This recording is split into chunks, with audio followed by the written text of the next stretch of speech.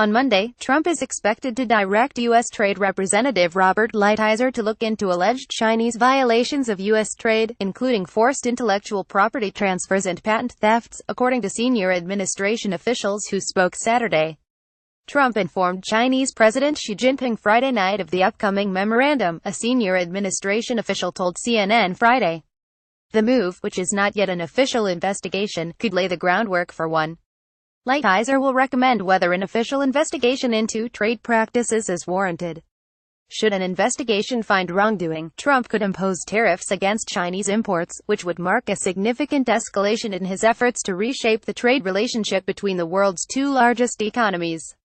Related, Trump is getting ready to go after China on trade. Trump's call with Xi and his potential plans to open the broad trade investigation come against the backdrop of rising tensions over North Korea's nuclear and ballistic missile programs.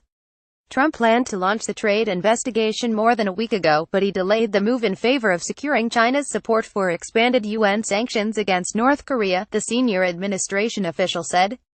Trump has been trying for months to get China to exert more pressure on North Korea, but has recently expressed frustration with the lack of progress.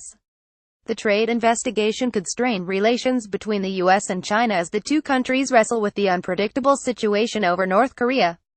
Pyongyang this week threatened to fire missiles near the U.S. territory of Guam during an exchange of bellicose rhetoric with Trump. The United States government can, and does, work with countries to address serious concerns such as North Korea while also pursuing measures to address economic concerns, such as the theft of U.S. intellectual property, a U.S. National Security Council official said. Related, Trump and China could still fall out badly over trade. It wasn't immediately clear how China would react to the move. When reports of the potential trade investigation first emerged more than a week ago, China's Commerce Ministry stressed the importance of U.S.-China trade ties and of resolving differences through dialogue and consultation. We would like to emphasize that the Chinese government has always attached importance to intellectual property protection, a spokesman said. The results are there for all to see. Trump, who has been residing at his golf club in Bedminster, New Jersey, for the past week, plans to return to Washington on Monday to officially announce the trade investigation. The decision will not only take action against alleged Chinese violations of U.S. companies' intellectual property rights but could also be perceived as an attempt by the U.S. government to crank up the pressure on Beijing to rein in North Korea. I think China can do a lot more, Trump told reporters on Thursday. And I think China will do a lot more. But experts say China, which accounts for around 90% of North Korea's foreign trade, is unwilling to squeeze Kim's regime hard enough to make it give up on its nuclear program because that would risk the chaotic collapse of a state that Beijing wants to keep as a strategic buffer.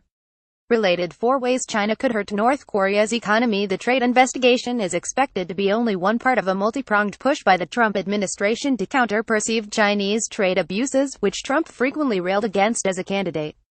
The administration has been eyeing other moves to rebalance the U.S.-China trading relationship. But analysts have cautioned that Trump faces a huge challenge in his desire to significantly reduce the U.S. trade deficit with China, which last year stood at more than $300 billion. Protection measures against some specific items, such as steel and aluminum, may gain political favors, but are not likely to be of much help to rebalance trade, economists at the Institute of International Finance wrote in a research note this week. Jethro Mullen contributed to this report.